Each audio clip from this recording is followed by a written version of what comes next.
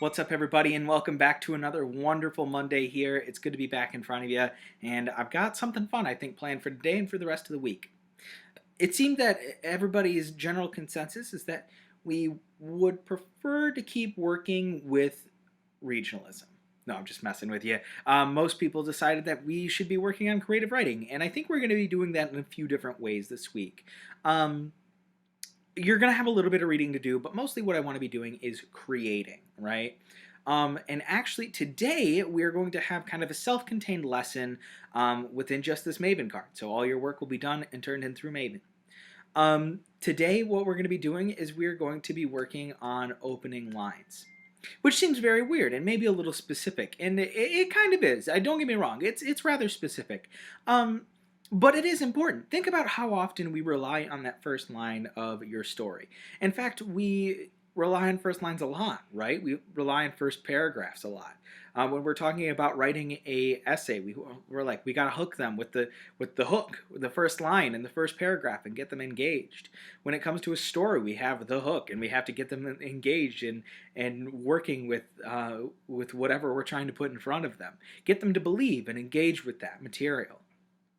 And usually we would honestly rewrite the introduction many times. But today, what I want you to do is we are going to together look at some. I've got a bunch of books out here in front of me. We're going to be looking at examples of different opening lines. One of these, we're actually going to have like two sentences, two lines. But we're going to be looking at different opening lines, and we're going to, I guess, rate how good of an opener that is. And your job today is down in the short answer spot. You are going to be writing your own set of opening lines for different genres of writing, right? So we'll write one probably about fantasy, science fiction. They're kind of sci-fi fantasy will probably get lumped together. A realistic book, like a realistic fiction, probably a nonfiction, and how we can start with that, because nonfiction can actually still be quite interesting, and we should still try to grab our attention from the reader, right? So we are going to be working with that. We will be working later this week on different instances of, you know, how plot is structured and the different ways that plot can be structured. We will be looking at really just a bunch of the elements of what goes into creating a fictional piece, a creative piece. That'll look like flash fiction. That'll look like poetry. I'm looking at my notes here. I've also got lined up a little bit longer text if we kind of get to it, but I would imagine we only start with very small flash fiction pieces that you'll read and analyze. You're mostly just going to map out plot, as well as like how we read those creative pieces, so that way we then ourselves can go on to create creative stuff. So without further ado, we are going to get started with a few different genres of for opening lines. We're actually going to start with nonfiction first. So first of all, I have this book here called The Hidden Life of Trees by Peter Wolleben. This is a pretty good book, honestly. And when it comes to nonfiction texts, often we don't start necessarily with chapter 1, but we start with an introduction. Think of it like the foreword in a typical fiction story, and this actually does have a foreword, but we're going to start with the introduction to help us better understand the book itself, because that's really where our opening line is that we're trying to get the reader's attention. So the opening line of The Hidden Life of Trees by Peter Wolleben is, "When I began my professional career as a forester, I knew about as much about the hidden life of trees as a butcher knows about the emotional life of animals." So this opening line does a really great job of saying, hey, I didn't know hardly anything. But he does it in a really creative way by comparing his job to the job of another, as well as the obscure kind of non-tangible idea of trees speaking with animals and their emotions, which is a very highly studied thing that we struggle to understand, especially something that a butcher wouldn't understand. Right? Because forestry sciences, that's mostly about the chopping down of trees and the replanting of trees once logging has been done. It's not really about conservation, just like butchering an animal is about cutting up animals and chopping down animals as opposed to conserving wildlife. So it's an apt comparison that's also pretty interesting to get us hooked. The next book that I have is With Wings Extended by Greg Hotch.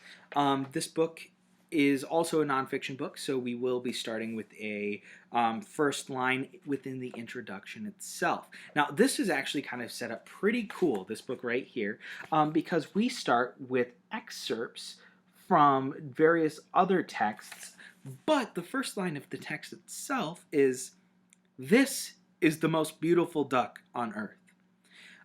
Which I think is pretty cool. It lays out the foundation of the story. It's kind of a story about the study. The full-length title of this book is With Wings Extended, A Leap into the Wood Duck's World. So this goes straight to it and says, this is the most beautiful duck on earth. It's very assertive and kind of a little provocative because you're like, well, is it? Now I want to know more. So that's pretty cool, and I definitely think that we should also look at this first quote. "What an ornament to a river to see that glowing gem floating in contact with its waters, as if the hummingbird should recline its ruby throat and its breast upon the water, like dipping a glowing coal in water. It so affected me." Henry David Thoreau, 1855. So in this instance, we start with both a quote and a first line that are both equally awe-inspiring and provocative to engage the reader. You might do something like that on your own if you had to think of your own nonfiction story. The next few of these we're going to go through pretty quickly, but I've got some sci-fi and fantasy texts that we'll be looking at. The first one is Brave New World by Aldous Huxley. I always mispronounce his name. I don't know why. It's just one of those names that I really struggle with. But we will be reading actually the first two lines from Brave New World. "A squat gray building of only 34 stories. Over the main entrance the words Central London Hatchery and Conditioning Center. And in a shield, the World State's motto, community, identity, stability." And this is, you're immediately kind of engaged, especially with today's political climate. You're like, well, that's weird. And it's very intriguing. It's also very provocative in the way that it makes you think about your own values and what that's going to look like and how that is going to manifest itself later on in the story. Sometimes we start by bringing in that first piece of information. The next one I have is another kind of sci-fi post-apocalyptic book. Actually, so that's what Brave New World is. It's a post-apocalyptic sort of book, definitely dystopian. Same with this one, Feed. This is a young adult novel by M.T. Anderson, and this is a dystopian novel, and this is the first line. "We went to the moon to have fun, but the moon turned out to completely suck."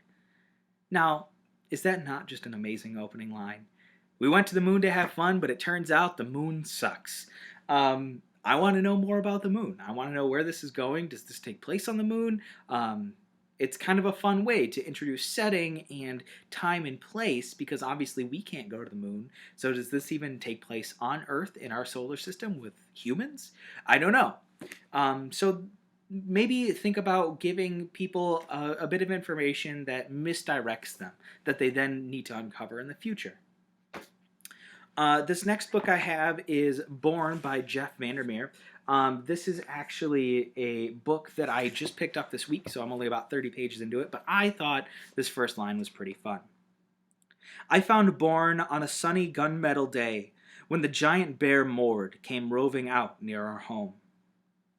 Now, in this one, I want us to pay attention to how we describe the landscape around the story.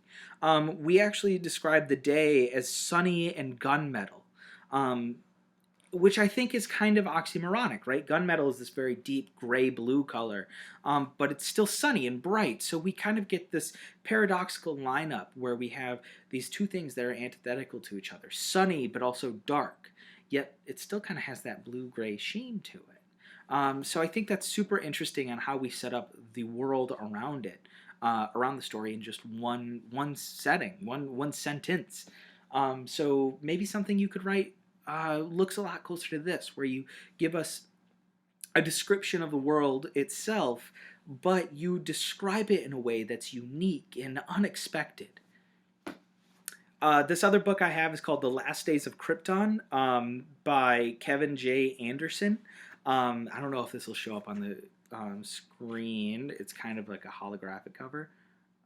Yeah, that's kind of fun. That's fun. I don't know if the pixels will load on your iPads fast enough for that, but that's kind of fun. And this is just kind of a fun first line. The red sun of Krypton loomed in the sky, a unique giant. And that's it. That's the first line. And this does a really good job of setting up where, Krypton, the type of sun that's there, and it describes it. So this is kind of a cool way of introducing this alien or foreign landscape. And when I say alien and foreign landscape, that doesn't mean necessarily off planet. In the that example, it was Krypton. It was a new world. But an alien and foreign planet or landscape to you could be Kentucky. There are a lot of you who've never even been outside of the county or the state. And you might not really realize that there are landscapes in America that are entirely foreign and alien and bizarre to you, right? We have trouble comprehending, arboreal forests. And there's one in Seattle, Canada, and those are all rainforests, but yet they're not what we think of a rainforest, right? And they kind of create these very alien and out there landscapes. In fact, we often get movies where we use natural landscapes here on Earth in place of alien or wild landscapes on other planets. So definitely something to consider. How would we describe something in a unique and new way here on Earth that makes it seem alien and foreign? And then this last first line I have for you is from a book called Speak by Laurie Halse Anderson. A very popular young adult novel. It deals with a lot of really sensitive issues. I won't go into detail of it, but if you're interested, I do recommend it. It is a good book. But Laurie Halse Anderson and the book Speak, this is the first line. It is my first morning of high school. That's it. That's the first line. Now, personally, I don't think that's really all that good. Mostly because it's not exciting, right? It's not crazy unique. However, for a young adult book, for a realistic fiction book, it's trying to emulate real life to a certain extent. And what's a more anxiety-inducing sentence other than, it's my first morning of high school?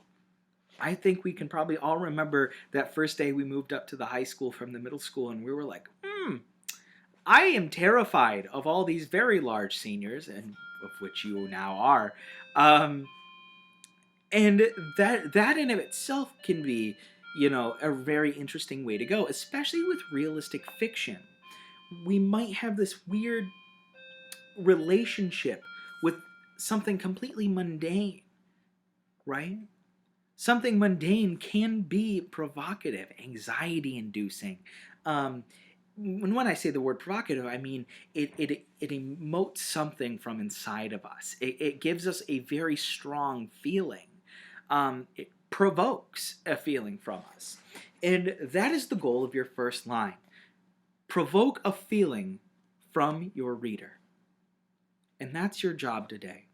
You'll find the specific directions for your assignment down in the short story, or not the short story, the short answer assignment. And what you're going to be doing, I'll just kind of repeat it here, is that you're going to be coming up with 3 different first lines. And you're going to tell me why you think they would be effective first lines within a story. The specific details will be listed below. I hope you all have an amazing Monday. I can't wait to keep working with this material with you and read some pretty cool, very short pieces. But I will see all of you soon. I'll see you all tomorrow, hopefully, during the live classes. Please, more than 2 of you at a time show up. But I hope you all have an amazing Monday. I hope you had an amazing weekend. And I'll see you all very soon.